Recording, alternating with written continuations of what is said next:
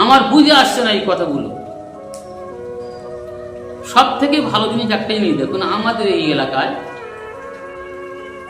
এখন রবে আদায়নের জোর খুব দিচ্ছে, বিভিন্ন মসজিদে জোরে আমিন বলার জোর দিচ্ছে। প্রশ্ন ভালো আছে, তাহলে আরো ভালোরা করে কেন, ওই করে কেন, সেই করে কেন? ওর জবাব আছে, আমি এত সংক্ষিপ্ত বলে যাচ্ছি।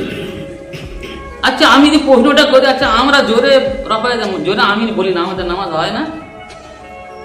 আমরা রবেদান করি না, আমাদের নামাজ হয় না? তো যদি হয় তা তুই ওদিকে যাবি কেন বল? যদি হয় তুই যাবি কেন ওদিকে? তুই সে একই গল্প। তার অর্থ এই দাঁড়ালো, ওরা এটা বলবে, ওরা যেটা বলবে সেটাই সঠিক, ওরা ছেলেরা মেয়েদের মতো নামাজ পড়বে ওটাই সঠিক। আমি তো খুব জোরের সঙ্গে বলি, কোনো হাদিসে লেখা নেই যে সিনার উপরে হাত বেঁধে থাকে। এমনি খুদামা একটা রেয়াজ মাত্র, তাছাড়া আর কোনো কেতাবে লেখা নেই। একটা মানে হাজার হাজার লক্ষ লক্ষ যেখানে উলামায়ে কেরাম, শুধু বলবো না তাবিঈন এজম, তারা কিন্তু এই নাভির নিচে হাত বেঁধে তারা নামাজ পড়েছে।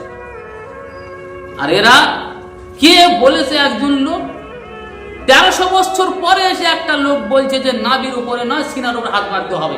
তো 1300 বছর পর্যন্ত যারা নামাজ পড়েছেন তারা কি গোমরা ছিলেন? তাদের নামাজ হয়নি? আজকের কেন মানতে হবে? তো আল্লাহর কিতাব কোরআন, সুন্নাতে নববী, আর সাহাবাদের কথা বা তাদের কাজকর্ম, আর তাবিঈদের, যাদের দেখে আমরা শরীয়ত গ্রহণ করব। তারা এরকম করেনি কি আজকের একটা পুরস্কার বলে এই হবে, তার কথা মানতেই হবে আমাদের। লোক সেই দিকে সবাই